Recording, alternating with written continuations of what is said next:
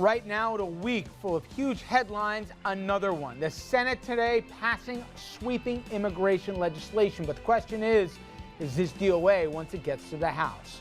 And next, many questions remain in the wake of the historic Supreme Court decision on same-sex marriage yesterday. We will break it down.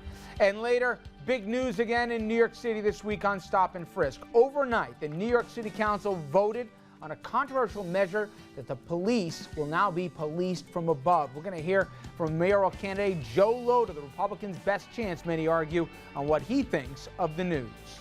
Good evening, everybody, and welcome to RFL. I'm Richard French, and thanks so much for joining us this June 27th, Thursday night. Now, the U.S. Senate passing sweeping immigration bill today that would allow the nation's roughly 11 million unauthorized immigrants to become U.S. citizens through a lot of check and balances. Let's get into what was in it and its political chances going forward with our senior political correspondent, Andrew Whitman. Well, Rich, it's not the first time the Congress has moved on immigration, but it does appear to be the best chance in years of something to get through. The Senate passing that bill on a 68-32 vote today. It was a day of emotional speeches from the Senate floor. When the moment comes to cast that vote, I'll be casting it in memory of my mother. The Senate bill is a rare bipartisan compromise. It's landmark legislation that will secure our borders and help 11 million people get right with the law. The bill would establish a new guest worker program and extend the number of visas for highly skilled workers. On the security front, it would make being in the country illegally a federal crime and require businesses to check the legal status of potential employees. Along the U.S. border with Mexico, 700 miles of new fencing would be added, with 20,000 new officers standing guard. But some Republicans want to guarantee that the security measures will be put in place before agreeing to a path to citizenship. There's just no way I can look at my constituents, look them in the eye, and tell them that today's assurances won't become tomorrow's disappointments. The bill faces an uncertain future in the House, where Republicans are working on their own immigration legislation. Many members oppose the pathway to citizenship. Apparently, some haven't gotten the message. The House is not going to take up and vote on whatever the Senate passes. Among those emotional speeches on the Senate floor today, one of the gang of 8 who crafted it, Senator Marco Rubio. He made an impassioned and very personal plea. My mother recalls how on that terrible November day in 1963, she wept at the news that her president had been slain. And she remembers that magical night in 1969 when an American walked on the moon, and she realized that now nothing was impossible. Because you see, well before they ever became citizens, in their hearts, they had already become Americans. It reminds us sometimes that we focus so much on how immigrants could change America that we forget that America has always changed immigrants even more. All right, Andrew, let's bring in our table on this Jeanne Zaino, professor of political science from Iona College, but so much more than that. O'Brien Murray, Republican strategist, and Andrew Whitman, our senior political correspondent. Yes, exactly. Oh, I skipped that one. Let's see, what are the shoes you wear today? All right. Listen, what was considered Jeanne amnesty in 2007 is now considered by a lot of Republicans as practical in 2013, and today had everything to do with November of last year, didn't it? It absolutely did, and I think it has to do with the politics of this thing, and Republicans in the Senate seeing that if they are going to indeed attract the Hispanic vote, they're going to need to do something on immigration. But it's interesting because that is not true for the Republicans necessarily in the House, and I think that is, as Andrew mentioned in his piece, the big question. You know, Republicans in the Senate, you know, Republicans running the party really seem to embrace the ideas that Marco Rubio and this gang of 8 have put forward, that there can be a reasonable way to make this thing plausible and possible and to benefit everybody.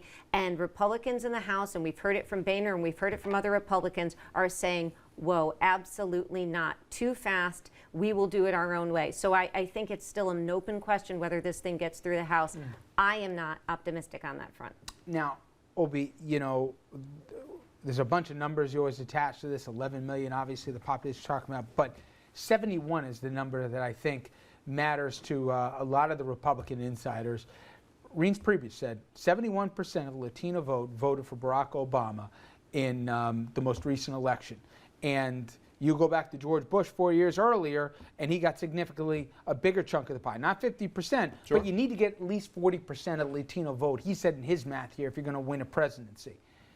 The demographics, they're only growing as a population right now. George Bush's plan that he put forward, I think fairly, Andrew, can be said to be more welcoming to immigrants than even the plan that they worked out and compromised in the Senate right now. So will Republicans get out of their own way when you look at the map here and say, let's just do the deal, let's get ahead of this thing rather than being seen as kicking and screaming? Or are they going to basically shoot themselves in the foot in the House? Let's make this clear. The House is going to take up its own bill for a simple reason. The Gang of Eight had to reach across the aisle and work with the Democrats. The Democrats controlled this process. They control the Senate. So we have now the opportunity in the House to craft a different bill. But you'll agree to me, the Democrats conceded on a lot of the original points here, even though they do control the majority in the Senate. There's a reason why they got 68 votes here today. They reached across the aisle. A lot of stuff. It was compromised. They reached across the aisle, but the base they started with the Democratic base and where they wanted to go on things, made them reach across the aisle to make it bipartisan. But right now, there's no guarantee that all these checks and balances right now to protect the border ever go into place before you allow amnesty. That's one of the big things right now the House is considering. Okay, but when you say amnesty, Andrew, this is where I take issue a little bit with it. I looked at some of the safeguards, and I'm only doing some of them, not doing all of them. If you're going to become a U.S. citizen, here's what you have to do. Got to learn English, got to hold a job, you got to keep your nose out of trouble, and you got to get in line. It's not like tomorrow they get amnesty infers that, okay, in 15 days I get, my driver's license, and by the way, I'm a U.S. citizen with everything attached to it. That's not how it works. This will be many years in the queue for it. I don't know what better deal they're going to get that's on the table right now other than a dead deal. Republicans getting a better deal or Democrats getting a better deal? Anybody getting a deal here. The Democrats are going to sign off for more restrictions than this. In a lot of ways, the Senate bill is kind of a boondoggle. I mean, 13 years before somebody can become a citizen, $30 billion basically throwing it at the border, and this from, to appease Republicans who say you can't throw money at a problem, but when it comes to border security, let's just stack dollar bills up on the border and use that as a fence. There are a lot of concessions to Republicans in the Senate, and Republicans in the House aren't buying it. We say a lot of times you can do the right thing for the wrong reason.